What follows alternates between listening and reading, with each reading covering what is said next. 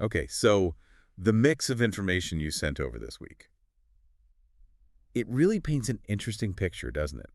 Kind of highlighting some intriguing undercurrents. It really does, yeah. We're looking at, well, everything from the real nitty-gritty of this new Dutch political agreement, The Spring Accord, yeah. right, that one, Mhm. and then all the way to some pretty intense, societal debates Hmm. about identity, gender, even what we're seeing in popular culture. Absolutely. It's a fascinating collection you've given us. You've got the immediate sort of personal impact of that accord, like you said, Mhm. and then these much broader, almost philosophical discussions about national identity, social norms, how things are changing. So the plan today is, Well, our aim is really to unpack these different pieces for you, the listener, see how they connect or maybe where they clash, mm, and try to figure out what they tell us about, well, the Netherlands and maybe even the wider world right now.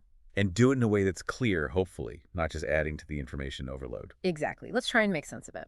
Okay, let's dive straight into that spring accord then. The intention was probably stability, right? But the feedback, Well, it doesn't sound like people are throwing well, parties. that's putting it mildly. That's a key takeaway right off the bat, actually. The feedback you shared, particularly that email excerpt, it really hits home. Yeah. It underscores this deep, deep concern about just the cost of living, day-to-day stuff, especially for people sort of stuck in the middle. Those rent figures were quite stark, weren't they? Going Yeah. from 1,200 euro up to 1,300. Exactly. It really highlights the struggle. People who are working, contributing, but still feel like they're just scraping by. Yeah, and that feeling, like the person in the email, I think they were a nurse, That's right. working hard, doing a vital job, but still struggling with basics, and the comparison they drew. To those receiving benefits. Yeah, perceiving them as having more disposable income. It points to this real sense of, well, unfairness, I suppose.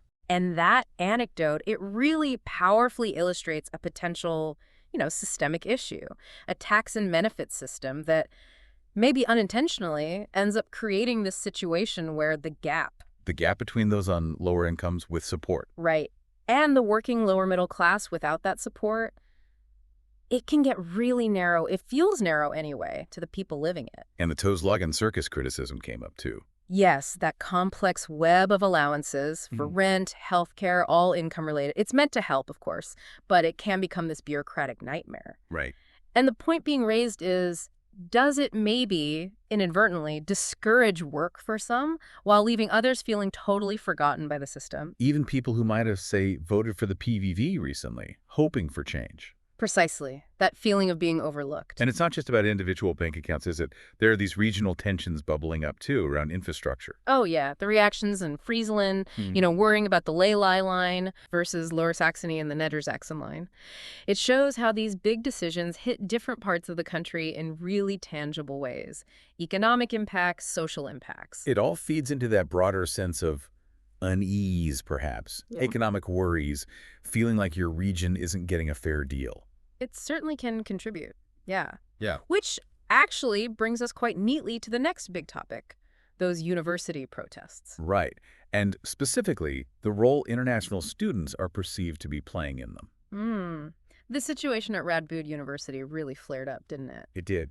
And the reaction from the university board members, particularly Alexander Van Huffelen, there was that whole dancing queen nickname thing from her past political life, wasn't there? Yeah, that resurfaced. It was linked to a specific moment or style back then, but the focus now is really on the criticism of how the university handled the protests. The feeling seemed to be a lack of consequences, especially when there was damage done. Exactly. And this situation, it raises questions about, well, how authority is perceived and exercised in these contexts. There's definitely a viewpoint being expressed that maybe a more lenient approach is sometimes taken. And politicians are reacting too, right? With that proposed law about banning masks at demos. Yes, the SGP and JA21 pushing for that. It's a direct response to these kinds of situations. And you see this contrast being drawn, don't you? Yeah. Between how, say, Amsterdam authorities are perceived. There were those reports of police giving food to protesters. Mm-hmm. And then these calls from others for a much, much tougher line. And a really significant part of this whole discussion is the broader concern about the sheer number of international students. Okay. And this feeling, whether justified or not, that maybe there's a lack of connection to Dutch culture. Plus, the whole shift towards English as the main language in universities. That's a big debate in itself. It is, and you have figures like Peter Omsick taking a really strong stance. Yeah. He even suggested expelling students involved in disruptions. Wow, okay. It reflects this growing unease about the internationalization of Dutch higher education. What are the effects on, national identity? What do these protests really signal about that relationship between international students and Dutch society? It feels like we've seen similar issues before, maybe at the UVA. I remember Claire Martins from the VVD talking about the responsibility of university boards. Yes, past incidents definitely echo in the current debate. And there's criticism aimed at the Minister of Education, too, Apple Bruins. For not doing enough. For perceived inaction, yeah. That feeling that those in charge aren't really getting a grip on it. And that image you mentioned, the UVA representative talking with masked activists, it certainly looked like an unusual dynamic, didn't it? It did. It all feeds into these really fundamental questions, doesn't it, about identity, integration, the purpose of universities in a globalized world. Absolutely. Which actually leads us quite naturally to another really heated debate. The decision to rename the Mikkel de Ruiter School in Amstelveen. Ah, yes. That caused quite a stir. The reason given was inclusivity concerns, right? That was the official rationale, yes. But it definitely provoked strong reactions. And a recurring theme in the commentary was the sense of, cowardice was the word used. Among parents. Among parents who disagree but apparently weren't willing to object publicly. And Mikkel de Ruiter, he's a big figure in Dutch history. Hugely significant. And it's important to remember, he wasn't born into aristocracy or anything. He came from humble beginnings, worked his way up. A naval hero. Absolutely. Those victories against the English, the raid on Chatham. Yeah. Huge moments. A real symbol of Dutch, I suppose, maritime power and ingenuity for many people. So the argument is he should be seen as this symbol of Dutch courage, innovation. Yeah. Someone for everyone to admire, regardless of background. That's precisely the argument being made by those opposing the name change. And you hear this real frustration voiced against what they see as, woke school boards. And again, cowardly parents who they feel are prioritizing these vague ideas of multiculturalism over tangible Dutch heritage. It taps into those broader anxieties we mentioned about culture, history, maybe even indoctrination in schools. There was that reference to Kavan Shabazi's experiences too, linking certain ideologies. Yes, connecting perceived left-wing and Islamist viewpoints in some contexts. It's a complex and sensitive area. Okay, let's shift gears a bit now towards gender and identity. This brings in some international stuff too, started with that Harvard funding cut. Right, linked to concerns about anti-Semitism, which then led to restrictions on foreign student permits there. And it's interesting how that story happening over there kind of resonates with the discussions we're having right here in the Netherlands about foreign students, university safety, inclusivity. It does show how interconnected these issues can feel. And then you have the UK Supreme Court ruling. The "a woman is a woman" ruling. Yes. That definitely stirred the pot, didn't it? Especially when you consider the different perspectives on transgender identity. There was mention of the For Women Scotland group. Right, representing one specific viewpoint in that debate. And it's fascinating to see the spectrum. You can even look back at, say, the Trump administration's policy on gender markers in passports as a contrasting approach. And you can't really talk about this without mentioning J.K. Rowling, can you? No. Her very public stance and the huge backlash she faced, it really pushed these often quite complex and personal issues right into the mainstream spotlight. And one distinction that comes up in some of the commentary we looked at is this difference being drawn between transgender individuals. Okay. And those described sometimes critically as transgender activists who are perceived by some as having more, let's say, assertive or even aggressive viewpoints, described in one source quite provocatively as the SA of the woke movement. Strong language. Very strong language, reflecting the intensity of the debate.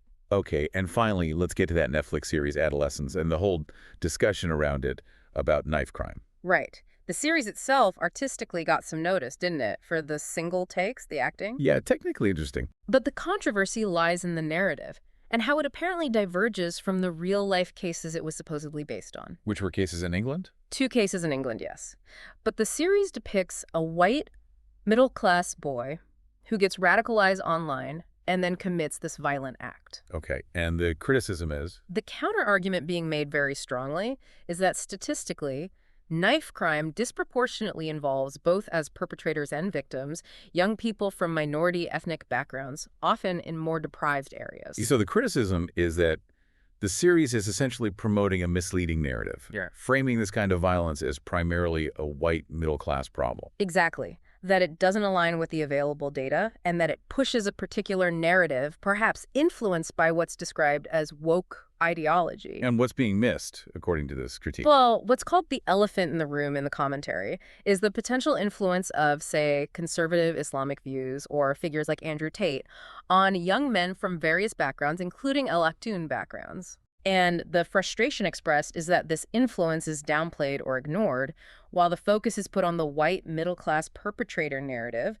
as seen in the series. So a feeling of denial, almost, in a sort of post-truth society where narratives trump facts. That's the sentiment being expressed, yes. A deep frustration with how certain realities are perceived to be represented or misrepresented in media and public discourse. All right. So as we kind of pull all these threads together, it's clear that these topics you sent, while seeming diverse, are actually really tangled up together. They really are. You've got economic anxiety fueling political discontent, maybe social unrest too. Then the whole international student and university culture debate, which really digs into core questions about national identity. Absolutely. And the arguments over historical symbols, like the Mikkel de Ruyter school name, how passionate that gets. Yeah. And then these really complex, often very contentious debates about gender, social issues playing out here, but also reflecting international trends. It's a lot.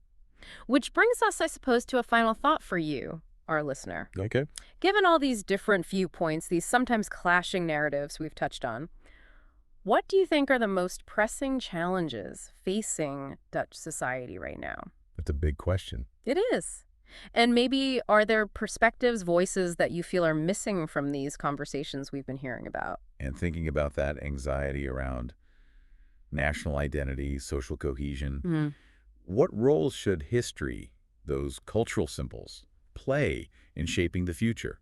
Should we hold on to them tightly, reinterpret them, let them go? Yeah, what's the role going forward? We'd really encourage you to explore these topics more, maybe look into some of the specific events or figures we mentioned. Form your own informed opinions. Exactly. And perhaps check out that additional discussion with Kavan Shabazi, too, as it might offer some further insights into some of these quite complex themes. Good suggestion. Lots to think about.